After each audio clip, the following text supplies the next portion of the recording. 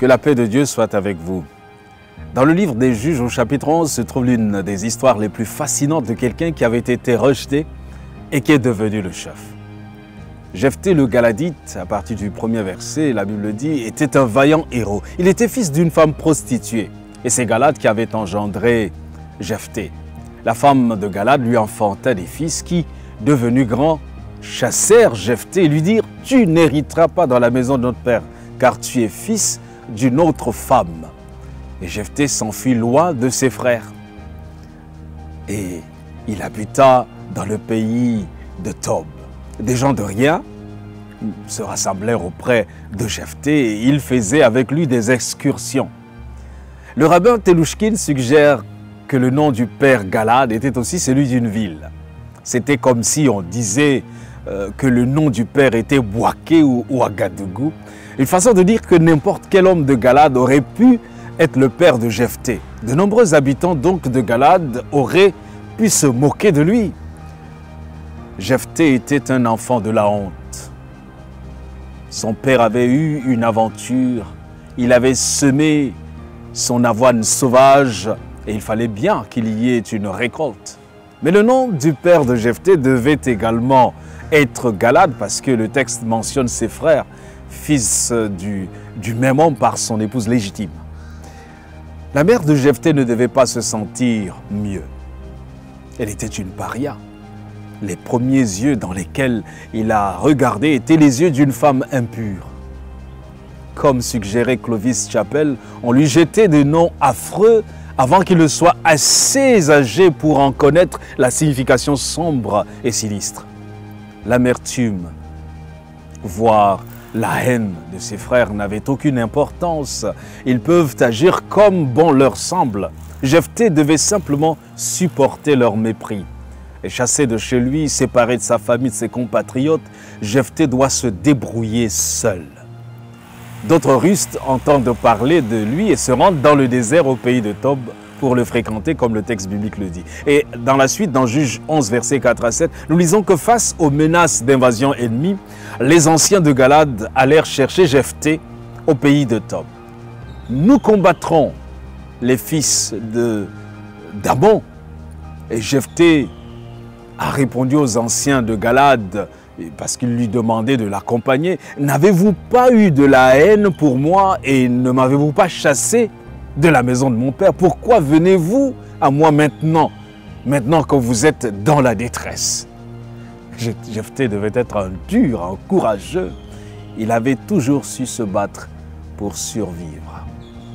Le fait de vivre dans la nature lui avait donné une capacité, une carapace de dureté qui tenait les autres à distance.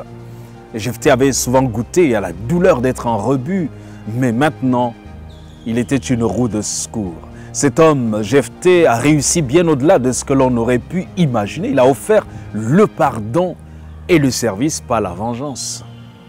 Bien qu'il s'agisse d'une figure obscure dans la Bible, Jephthé a atteint l'honneur d'être mentionné parmi les héros de la foi.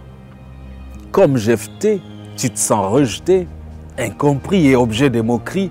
Tous les efforts, tes efforts de bonté envers les autres se sont soldés par des rejets et de la haine.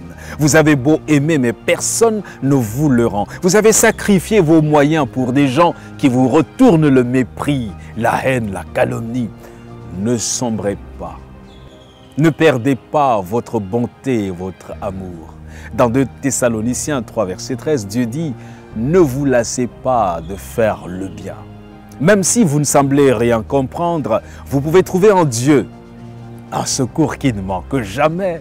Pour ceux qui fabriquent le désespoir et la honte, il faut changer. Étranger sans emploi, cet individu est mort de misère et de solitude. Il n'a rien demandé à personne et nous ne lui avons rien donné. C'était mon prochain. Cette personne avait droit à un peu d'amour, mais elle n'a reçu qu'indifférence et peut-être même mépris et moquerie.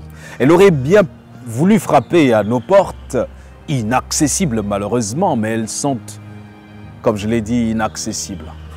En verrouillant nos cœurs, c'est un peu nos cœurs que nous fermons. Jésus donne ce commandement. Tu aimeras le Seigneur ton Dieu et ton prochain comme toi-même.